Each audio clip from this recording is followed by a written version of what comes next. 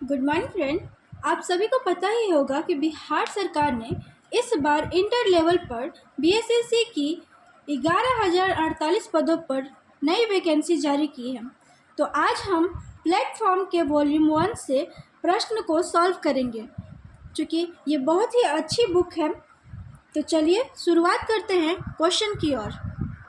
सिर्फ हम लोग क्वेश्चन ही नहीं जानेंगे बल्कि उसके बारे में कुछ डिटेल्स भी जानेंगे और उससे जुड़े हुए कुछ और भी प्रश्न हम देखेंगे। तो चलिए शुरुआत करते हैं फर्स्ट क्वेश्चन के साथ।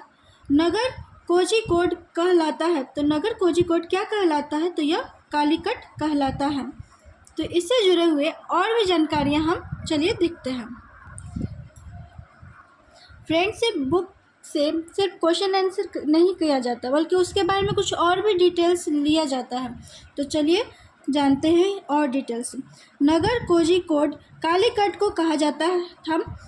कोझिकोड पहले कालीकट के नाम से जाना जाता था। यह केरल राज्य में स्थित है। केरल राज्य में स्थित एक बंदरगाह शहर है। तो कहाँ पे स्थित है? तो केरल राज्य में स्थित है। प्रथम पुर्तगाली वास्को डी गामा कालीकट बंदरगाह पर ही आया था। कितना तारीख को आया था? तो 17 मई को आया था। और कितना में आया था? तो 1498 ईस्वी में वो पहुंचा था। कहाँ पे? कालीकट बंदरगाह पर पहुंचा था। कौन? Vasco D gamma. कालीकट के तत्कालीन शासक जामोरिन ने वास्को डी गामा का स्वागत किया। तो कालीकट पे किसने स्वागत किया वास्को डी गामा का? तो जामोरिन ने। किसने स्वागत किया? जामोरिन ने स्वागत किया था। पुर्तगाली यात्री वास्को डी गामा ने भारत के समुद्री मार्ग की खोज की थी। किसने? वास्को डी गामा ने। चलिए दूसरा क्वेश्चन देखते हैं। राष्ट्रीय गीत किस उपन्यास से लिया गया है इसमें से? तो यह आनंद मठ से लिया गया है राष्ट्रीय गीत। आनंद मठ से राष्ट्रीय गीत लिया गया है। बंकिम चंद्र चटर्जी के उपन्यास आनंद मठ से भारत का राष्ट्रीय गीत वंदे मातरम लिया गया है। इस गीत को पहली बार 1896 में कलकत्ता कांग्रेस के अधिवेशन में गाया गया था। उस अधिवेशन की अध्यक्षता रहीमतुल्लाह सयानी ने किया था। राष्ट्रीय गीत की अवधि है 65 सेकंड में पूरा कर लिया जाता है। भारत सरकार ने 26 जनवरी 1950 को अपनाया था। किसको? राष्ट्रीय गीत को। किसी व्यक्ति को राष्ट्रीय गीत गाने से रोका नहीं जा सकता। उपन्यास गोरा के लेखक रविंद्रनाथ टैगोर हैं और उपन्यास गोदान के लेखक प्रेमचंद्र हैं। उपन्यास देवदास की रचना सतरचंद्र चट्टोपाध्याय द्वारा किया गया है। क्वेश्चन नंबर 3 देखेंगे। निम्न व्यक्ति के समाधि स्थल को विजय घाट कहते हैं। तो इसमें से कौन से व्यक्ति की समाधि स्थल को विजय घाट कहते हैं? तो यह लाल बहादुर शास्त्री की समाधि स्थल को विजय घाट कहते हैं। आइए डिटेल्स में जानें। देखते हैं। लाल बहादुर शास्त्री की समाधि स्थल विजय घाट के नाम से जाना जाता है। और आगे देखते हैं किन और भी लोगों के। महात्मा गांधी की समाधि स्थल को राजघाट के नाम से जाना जाता है।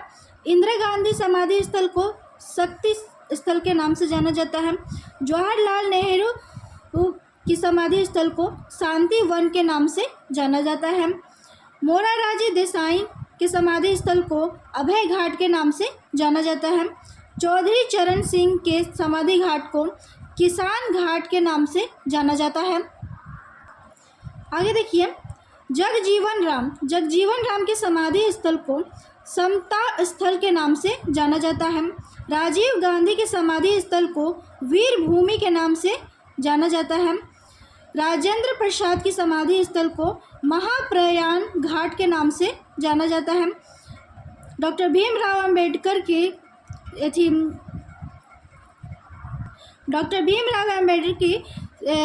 समाधि स्थल को चैत्रा भूमि के नाम से जाना जाता है। और अटल बिहारी वाजपेयी की समाधि स्थल को सदैव अटल के नाम से जाना जाता है।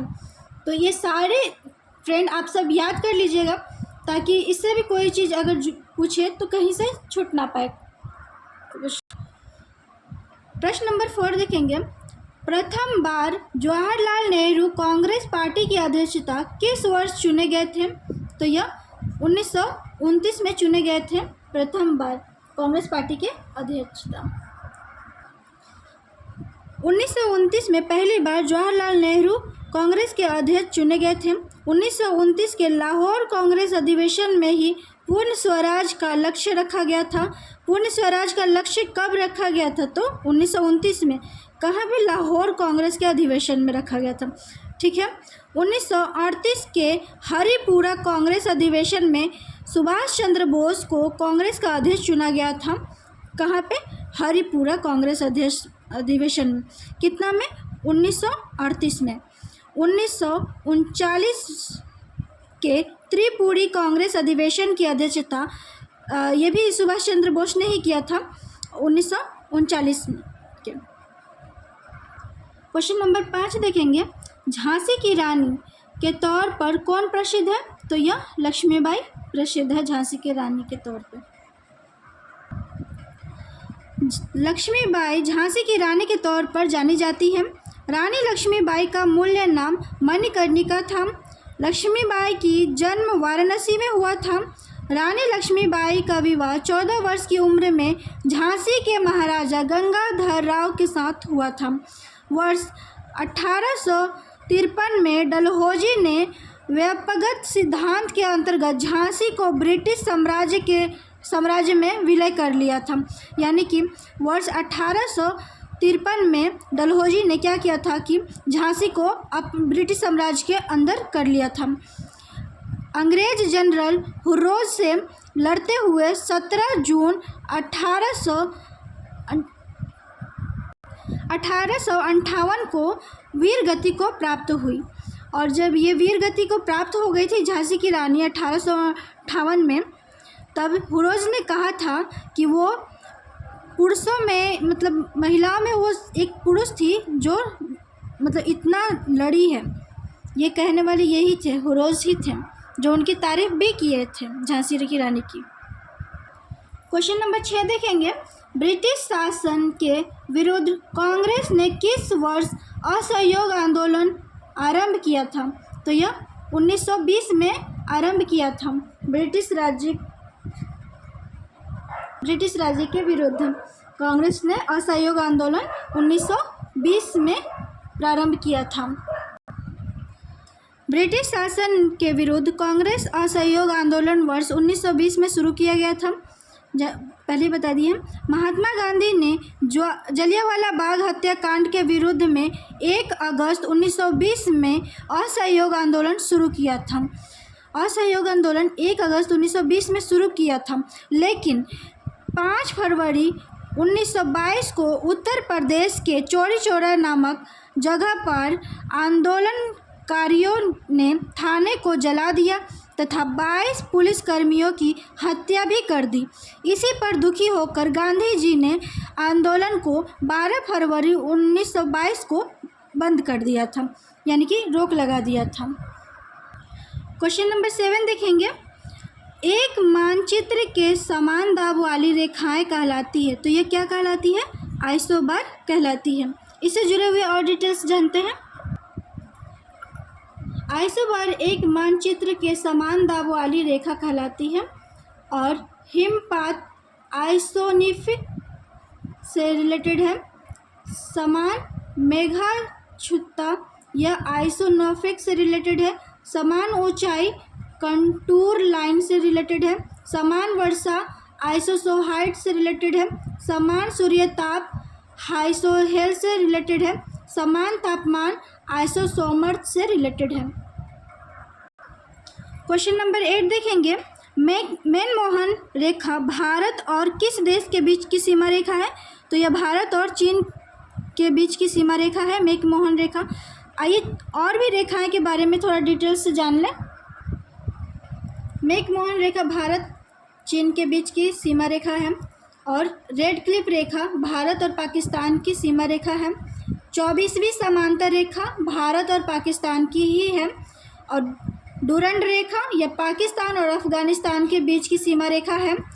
मैन रहीम रेखा यह रूस और फिनलैंड की सीमा रेखा है। हिडेनबर्ग यह है जर्मनी और पोलैंड के बीच की सीमा रेखा है। 49वीं समांतर रेखा यह है यूएसए और कनाडा के बीच की सीमा रेखा है।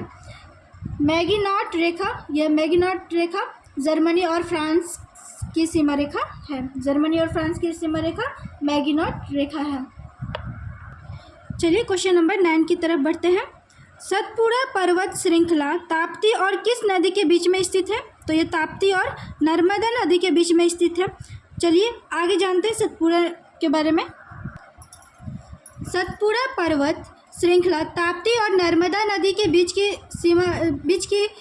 में स्थित है सतपुड़ा पर्वत। और सतपुड़ा की पहाड़ियाँ मध्य प्रदेश राज्य में स्थित है। ये सतपुड़ा की पहाड़ियाँ कहाँ स्थित है? तो यह मध्य प्रदेश राज्य में स्थित है। यह पर्वत ज्वालामुखी चट्टानों से बनी है। किससे बनी है? ज्वालामुखी चट्टानों से बनी है। इसकी सबसे ऊंची चोटी धूपगढ़ी है जो महादेव पर्वत पर स्थित है। सबसे ऊंची चोटी है वो धूपगढ़ी चोटी है जो महादेव पर्वत पर स्थित है। इसके पूर्वी भाग से ताप्ती नदी निकलती है। नर्मदा नदी अमरकंटक जो कि मैकॉल पहाड़ी का सर्वोच्च शिखर है, इसके पश्चिम की ओर से निकलती है। यह पुरानी चट्टानों से बना हुआ पर्वत है।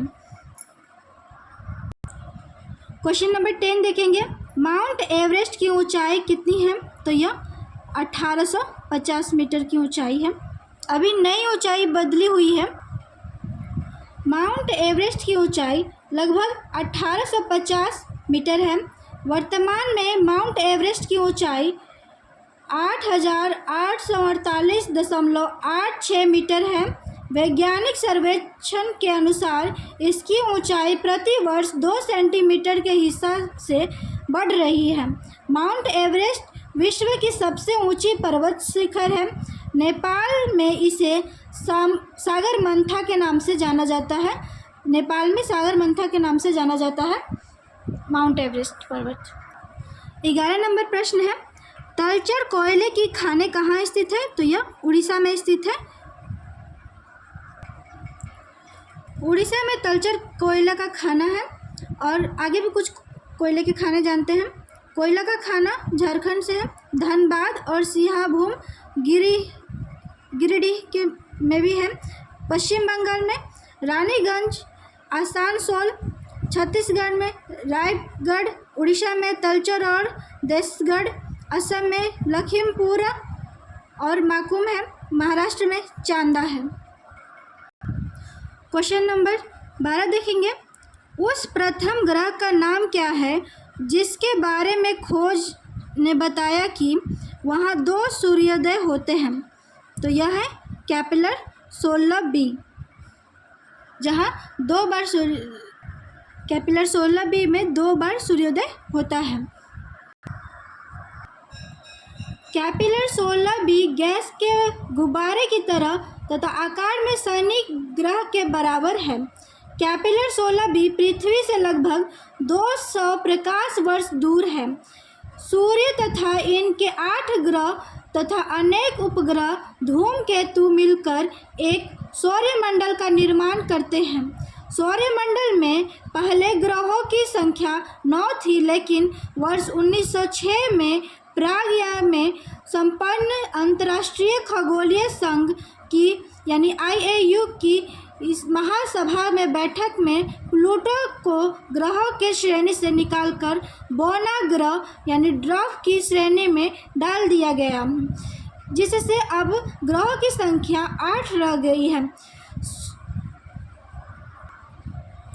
सूर्य के सबसे निकट का ग्रह बुध, जबकि सबसे दूर पर स्थित ग्रह नेपच्यून है। क्षुद्र ग्रह बृहस्पति और मंगल के बीच एक पट्टी में स्थित है, यानी एस्टेरॉयड बेल्ट में स्थित है, अगर इंग्लिश में बोले तो। क्वेश्चन नंबर 13, जन्म जाति स्थल किस राज्य में नहीं रहती है? तो यह असम में नहीं रहती। असम में संथाल जनजाति नहीं पाई जाती। संथाल जनजाति उड़ीसा, पश्चिम बंगाल, झारखंड में पाई जाती है। आइए कुछ जनजाति जानते हैं जो कहाँ पे पाई जाती है। झारखंड में कौन सी जनजाति? तो यह मुंडा, हो, ओरवा, कोरबा, असुर, भूइया, भूमिज। और अरुणाचल प्रदेश में मोपा और हिंसोपो। आंध्र प्रदेश में खोंड, कोयास, वाल्मीकि। उत्तराखंड में भोटिया, नीति, थारू। सिक्किम में भी भोटिया और लेप्चा जनजाति पाई जाती है। मिजोरम में लाखर, पाओ, चकमा, लूसाई। मणिपुर में कुमी, मैठी। और मेघालय में गारो, खासी और जयंतिया जनजाति पाई जाती है। क्वेश्चन नंबर 14 देखेंगे। भारत में विशालतम समुद्र तट यहाँ स्थित है। तो इसमें से कहाँ स्थित है? यह तमिलनाडु में स्थित है। विशालतम समुद्र तट तमिलनाडु में भारत का विशालतम समुद्र तट है। चेन्नई में स्थित है मेरीना बीच। यह भारत का सबसे लंबा समुद्र तट है। मेरीना बीच सबसे लंबा समुद्र तट मेरीना बीच है। भारत का सबसे लंबी तट रेखा वाला राज्य गुजरात है। सबसे लंबी तट रेखा प्रायद्वीप राज्य आंध्र प्रदेश है। आगे प्रश्न देखेंगे 15 नंबर प्रश्न। झारखंड के उत्तर में स्थित राज्य है। तो यह बिहार राज्य स्थित है जो झारखंड के उत्तर में स्थित है। आगे और भी राज्य देखते हैं। झारखंड के उत्तर में स्थित है बिहार राज्य। बिहार के उत्तर में नेपाल है तथा दक्षिण में झारखंड राज्य है। पूर्व में पश्चिम बंगाल तथा पश्चिम में उत्तर प्रदेश है। 12 नवंबर 2000 ईस्वी में बिहार से झारखंड राज्य अलग हो गया था। बिहार एक हिंदी भाषीय राज्य है। राज्य का कुल क्षेत्रफल 94,163 किलोमीटर है। 94,163 किलोमीटर है। गंगा नदी बिहार के लगभग बीचों बीच बहती है। वर्तमान में बिहार के राज्यपाल श्री फागुन चौहान तथा मुख्यमंत्री श्री नीतीश कुमार हैं। क्वेश्चन नंबर 16 देखते हैं। सबसे अंदर भूमि द्वारा घिरा पतन है। तो यह विशाखापट्टनम है। विशाखापट्टनम सबसे अंदर भूमि द्वारा घिरा पतन है। भारत का सबसे गहरा बंदरगाह विशाखापट्टनम ही है जो कि आंध्र प्रदेश में स्थित है। सबसे बड़ा जवाहर नेहरू न्याय वाहन सेवा बंदरगाह मुंबई में है। ज्वारिया बंदरगाह कंडाला गुजरात में है। चेन्नई एक कृत्रिम बंदरगाह है जो प्राचीन बंदरगाह है। केंद्रमुख से लौह अयस्क का ईरान को निर्यात न्यू मंगलोर बंदरगाह से किया जाता है। एनोरा बंदरगाह तमिलनाडु में स्थित है। क्वेश्चन नंबर 17 है। दिल्ली से कलकत्ता को जोड़ने वाली राष्ट्रीय मार्ग का क्रमांक कितना है? तो यह 2 क्रमांक है जो दिल्ली और कलकत्ता से जोड़ने वाली राष्ट्रीय मार्ग है। दिल्ली से कलकत्ता को जोड़ने वाली राजमार्ग की क्रमांक 2 है। भारत का सबसे लंबा राजमार्ग NH-44 है। जो सबसे लंबा राजमार्ग है वो NH-44 है। यह श्रीनगर से कन्याकुमारी तक फैला हुआ है। कहाँ से कहाँ तक फैला हुआ है? श्रीनगर से कन्याकुमारी तक फैला हुआ है। इसकी लंबाई है 3,745 किलोमीटर। सबसे छोटा राजमार्ग है NH-47A, मात्र 6 किलोमीटर की है। NH-1 दिल्ली से भारत पाकिस्तान की सीमा के पास अटारी तक जाता है और NH-2 दिल्ली से कलकत्ता जाता है और NH-3 आगरा से मुंबई जाता है और NH-4 मुंबई से चेन्नई जाता है। बिहार में 31 सबसे लंबा राष्ट्रीय मार्ग है NH। क्वेश्चन नंबर 18वां देखेंगे, यानी 18। केसर का मुख्य उत्पाद राज्य कौन सा है? तो यह जम्मू और कश्मीर है, जो सबसे ज़्यादा यहाँ पे केसर उगता है। जम्मू एवं कश्मीर केसर का मुख्य उत्पाद राज्य है। पूरे भारत में सिर्फ जम्मू कश्मीर राज्य ही केसर का उत्पाद करता है। पंजाब में प्रति हेक्टेयर गेहूं के उत्पाद में प्रथम स्थान है और उत्तर प्रदेश में सर्वाधिक गेहूं का उत्पादन करने वाला राज्य है और केरल में इलायची उत्पादन में प्रथम स्थान है। क्वेश्चन नंबर 19 देखेंगे, रबी की फसल की कटाई कौन सा मौसम में होता है? तो यह मार्च के मौसम में होता है रबी की फसल की कटाई। रबी फसल की कटाई का मौसम मार्च महीने में होता है और खरीफ फसल यह जून जुलाई में बोया जाता है और नवंबर दिसंबर में काटा जाता है। जून जुलाई में बोया जाता है और नवंबर दिसंबर में काटा जाता है खरीफ की फसल, ठीक है। जैसे गन्ना, धान, तिलहन, ज्वार, बाजरा, मक्का, दलहन, ये सब आते हैं। और रबी की फसल में यह अक्टूबर नवंबर में बोया जाता है और मार्च अप्रैल तक काट लिया जाता है। जैसे गेहूँ, सरसों, जौ, चना, मटर, आलू इत्यादि। ज़्यादा फसल गर्मा फसल यह मई जून में बोया जाता है, यानी जायद फसल, और जून या फिर जुलाई अगस्त में इसे काट लिया जाता है। कब बोया जाता है जायद फसल? यह बोया जाता है मई जून में और जुलाई अगस्त में काट लिया जाता है। जैसे हुआ राई, मक्का, जूट, महुआ, ये सब होता है। 20वां प्रश्न देखेंगे, बिहार में स्थित इस्पात संयंत्र है, तो यह संयंत्र है TISCO। ये जो टिस्को है, जो बिहार में स्थित इस्पात संयंत्र है, वो Tata iron and steel company अब 2001 से झारखंड राज्य में स्थित है। टिस्को की स्थापना 1907 ईस्वी में किया गया था और ये 2001 में वो झारखंड में चला गया क्योंकि बंटवारा हो गया था झारखंड और बिहार का, इसीलिए। नहीं तो पहले ये बिहार में ही कहलाता था, लेकिन जब बंटवारा हो गया तो अब समझिए कि ये झारखंड में ही है टिस्को। और बता दें कि जो ये टिस्को जो कारखाना है वो भारत के लौह इस्पात का सबसे पहला ही कारखाना है, टिस्को कारखाना। आगे क्वेश्चन देखते हैं 21 नंबर क्वेश्चन, नरोरा नाभिकीय शक्ति केंद्र कहाँ स्थित है? तो नरोरा नाभिकीय शांति शक्ति केंद्र यह स्थित है आपका मुंबई, बिहार में तो नहीं है, ये उत्तर प्रदेश में है। उत्तर प्रदेश में नरोरा नाभिकीय शक्ति केंद्र स्थित है। भारत का पहला नाभिकीय शक्ति केंद्र तारापुर जो है, जो महाराष्ट्र में स्थित है। और परमाणु संयंत्र केंद्र कैगा जो है कर्नाटक में स्थित है। और रावत भट्टा परमाणु संयंत्र केंद्र वो राजस्थान में स्थित है। और कलपक्कम यह तमिलनाडु में स्थित है। और काकरापार ये गुजरात में है। और कुंडनकुलम यह है तमिलनाडु में। 22वां प्रश्न देखेंगे, किस कोयले में कार्बन की मात्रा अधिकतम होती है? तो यह होती है एंथ्रासाइट में। कार्बन की मात्रा अधिक होती है एंथ्रासाइट में।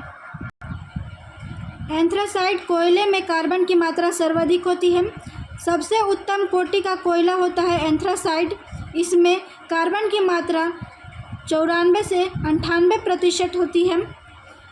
लिग्नाइट में यह 60 से 70% की होता है और बुटिमिनस में यह 78 से 42 तक होता है। 82 तक होता है, सॉरी 78 से 82 तक होता है। और पीट में यह 45 से 52% तक होता है। सबसे नियम कोटि का कोयला यह है पीट कोयला। सबसे मतलब अच्छा कोयला है पीट कोयला। लिग्नाइट को भूरा कोयला भी कहा जाता है। भूरा कोयला को निग्नाइट को भूरा कोयला भी कहा जाता है।